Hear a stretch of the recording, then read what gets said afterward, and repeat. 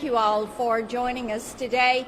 You know, there has been a lot said about big tech censorship of what transpired around the origins of the COVID-19 virus and where this came from, how it moved to a pandemic.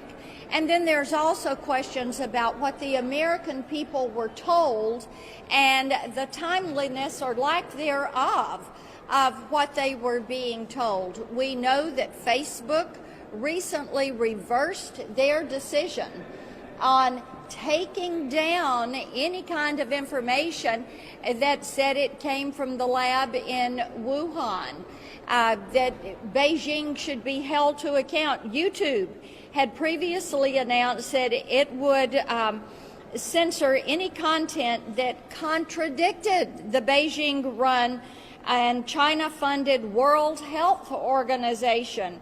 YouTube even took down a video from some medical doctors who were questioning the value of these lockdowns and were questioning what it does to the population and especially what it does to our children.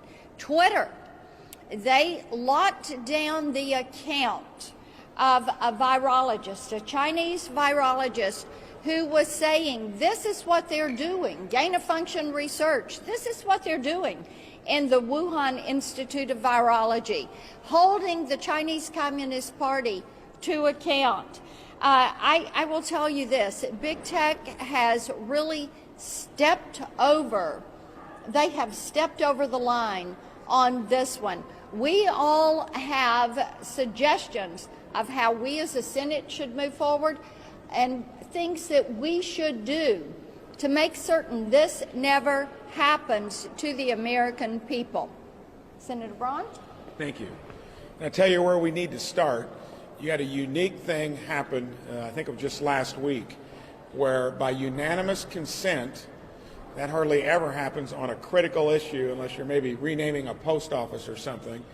We got it through the Senate to ask our own intelligence agencies to release the information that we house. And for as much havoc as this has created, not only for our own country, across the world, why we wouldn't start there with President Biden, spoke to Secretary Blinken, asked him. He said, had no good reason why you would not release that information. We need to start there to get to the bottom of it.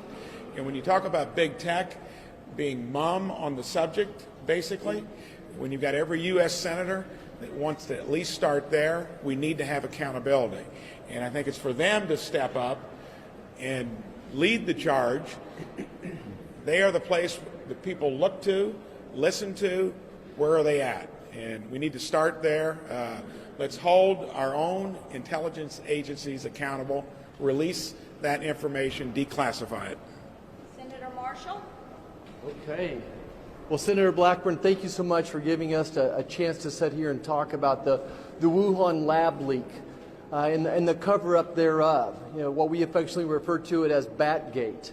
You know, it occurred to me as I was sitting there reading Dr. Fauci's emails recently that everything I'd learned in 10th grade science, everything I'd learned as a doctor about the scientific method, about hypotheses and developing theories, that we just threw that all out the door. You know, I was shocked as I went back and reviewed some of the letters that were written, but really what rose my suspicion was somewhere back in January of 2020. And the Chinese were saying that there was no person-to-person transmission. The WTO agreed, and the CDC didn't stand up to them. And that led for me to have a phone call with the CDC. And all the national journalists were reporting that the United States scientists were investigating this new novel virus. And when I talked to the CDC, they said, well, we've got scientists in Beijing, but they're thousands of miles from Wuhan, so we really don't have anything to tell you. And then the next thing I see is this a letter signed by a group of scientists who have ignored even the possibility that this virus could have risen from the laboratory. They totally ignored it. They threw out the scientific hypothesis that this was even feasible. And it didn't come to find out most of those scientists, if not all of them, were receiving some type of funding then and in the future from the NIH and our CDC sat there and nodded their head in agreement. And then national journalists, big tech companies, they worked together to suppress this story. They worked together to censor those of us who thought that this virus may have originated there. And not only did they suppress, they actually shamed people who thought that this might have came from a laboratory. And then finally, we see in Dr. Fauci's emails a collusion, working with Dr. Fauci, big tech working together to suppress this story. You know, here we are, we're 17 months later. We still don't know anything much more about this virus. You know, I think that we have to hold the CCP accountable. And if the United States is in any way accountable, if they helped fund laboratories that led to the development of this virus, then we need to be held accountable as well. And we need a deep dive into what viral gain of research rules look like going forward as well. You know, we're never going to get to the bottom of this unless we stop this cover-up of the Wuhan lab leak until we stop Batgate. Thanks, Marcia. Senator Johnson? Go ahead. Well, Johnson. Okay, I'll go. I want to point out that the evidence about a potential lab leak theory has been hiding in plain sight for months. You know, the fact that our federal agencies, under the direction of Anthony Fauci, funded this type of research for years has been laying out there hidden in plain sight for months. Shame on the media, shame on the social media for not paying attention to it, for completely ignoring it. The result of this 18-month gap of fully exploring the true origin of the COVID virus probably means we'll never get to the bottom of it. China's had 18 months to destroy this evidence. But make no doubt about it, China is guilty. They are culpable. They knew they had a coronavirus. They knew they had a deadly pandemic-type virus in Wuhan. They didn't allow flights out of Wuhan to the rest of China, but they let that virus infect the entire world. So we already know China's guilty. We already know they have to be held to account. I think we also need to hold the news media and the social media accountable as well. This isn't the only area of suppression. I could list a long list of false narratives, false stories that the drive-by media promotes and then never really adequately retracts. But when it comes to COVID, I have personal experience with censorship and suppression that I believe has cost tens of thousands of Americans their lives. The NIH guidelines as it relates to treatment of COVID remains a compassionless guideline to basically do nothing. Go home, isolate yourself, be afraid, and if you just happen to get sick enough where you have to check yourself in the hospital, maybe we can save your life. I held 2 hearings on early treatment. Dr. Peter McCulloch laid out the 4 pillars of pandemic response. The first one is try and stop the spread. Well, China is guilty in not doing that. The second pillar is early treatment. Basically, how we apply medicine to every other condition, early detection, early treatment. Then in-hospital treatment, and finally vaccine. Why did our health agencies, why did Anthony Fauci, why did the mainstream media suppress and censor doctors that had the courage and compassion to treat patients early with cheap, generic, repurposed drugs? Why did that happen? There is growing evidence. It's not being reported on by the media. Mexico's having great success with ivermectin. Certain provinces in India are having great success with ivermectin. Where's the reporting on that? We've seen studies where 50 to 85% of lives could have been saved. It prevents that much death. Apply that percentage to the 600,000 Americans that lost their lives, which is why I believe the news media will never admit their complicity and why they will never admit they were wrong here. But it's not too late. Lives can be saved. We're still going to need early treatment. No matter how effective a vaccine is, no matter how effective immunity from having been infected is, other people will get infected. Other people are going to need early treatment. So I am imploring the media, pay attention to people like Dr. Corey, Dr. Peter McCulloch, the other doctors that have the courage and compassion to treat patients. It's not too late. We need to start and really robustly explore early treatment now. And finally, Senator Wicker, who joins me in holding big tech accountable and dealing with Section 230 and censorship. Thank you, Senator Blackburn and others. The last quarter of a century has seen enormous growth in the internet, and much of it's been positive, as we all know. But the result of this quarter century has been that it has allowed a handful of internet big tech platforms to grow enormously large, enormously rich, and enormously powerful, to the point where they decide what is the news. They decide what information the public is going to get and what information is going to be blocked. And it's not just the Wuhan virus, which is an outrage, as my colleagues have just described. We could cite chapter and verse time and time again about these big platforms deciding what we will hear and what we can't hear. So let me just help out by saying Senator Johnson is right, and I will cite a few examples.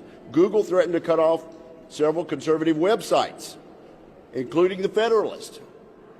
How do they have the power to do that? How can they justify doing that? Companies restrict or terminate conservative users' accounts and content on social media. Facebook announced it's suspending the account of a former president of the United States. That is too much power for them to decide who can and who cannot make news and be quoted. Twitter moved to censor any coronavirus coverage that they thought, in their judgment, might cause widespread panic. How does a multi-rich, powerful internet platform get to make that decision? And I could go on and on and on. That's why I've joined with senators like Senator Blackburn in trying to correct the Section 230 gaps, but also why I'm introducing legislation to make it clear that these large internet tech platforms cannot discriminate based on their own opinions and based on what they think the public should and should not be allowed to hear. This is a serious, grave threat to freedom and the open exchange of ideas under our Constitution, and I'm glad to stand with these members on this task. Thank you all. As you can see, this is something that is going to span several committees here in the U.S. Senate. It is our job to get to the bottom of what happened and then to bring forward remedies like Senator Wicker has just laid out. Got a question? Thank you. So the EU and G7 have called for an investigation into whether or not this was a Wuhan lab leak. I'm wondering, do you think an international approach is the best way to investigate this going forward, or what would you recommend? I think the standing committees of the U.S. Senate should take the lead. We are pleased that our allies are also joining us and saying this needs to be investigated. It is obvious that something was not right. It is of concern that the WHO decided that they were going to let the communist Chinese tell them when and how they could approach this lab, and that we had to wait for months. And then also, I saw your release yesterday about firing Dr. Fauci. Can you just talk a little bit about that on camera? Sure. I think that it is appropriate that Dr. Fauci step aside from his responsibilities at the NIAID and that he make himself available to Congress to find out exactly how was he in cahoots with Mark Zuckerberg and big tech. What transpired there? Did the American people hear some truth, but not the whole truth and nothing but the truth? Why was there not timeliness of acknowledgement of concerns around the lab? Why was there not more of a concern around Wuhan saying you cannot go anywhere else in China, or the Chinese Communist Party saying you can go nowhere else in China if you're from Hubei province or you're from Wuhan, but you can travel the globe everywhere but China. These are things that, now look, we've got 3.5 million people that have lost their life. 3.5 million people. We have hundreds of thousands of American families who have experienced loss of life in their families to loved ones, to friends. We have loss of livelihood for hundreds of millions. We have children, precious children, that have just experienced loss of learning for a year, loss of socialization, that are showing emotional problems. And Dr. Fauci is funded by the U.S. taxpayer. And the taxpayer is saying, what did you do with our dollar? Thank you all so much.